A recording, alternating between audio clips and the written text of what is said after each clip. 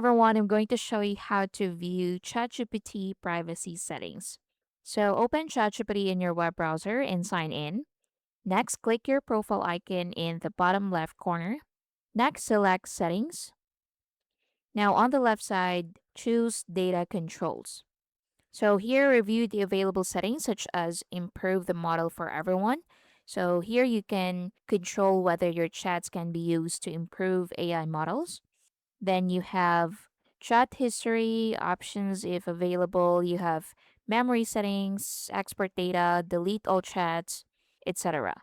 So, depending on your account and app version, you may be able to choose whether your chats are used to improve AI models, manage or clear save memories, export a copy of your data, delete your account, or review additional data related settings. Now, if you can find the settings, you can update ChatGPT app to the latest version. You can refresh the web page or sign out and sign back in. And some privacy options may vary based on your device, account type, or region. So, reviewing your privacy settings regularly helps you understand how your data is managed and ensures your preferences stay up to date. And that's it. Thank you for watching.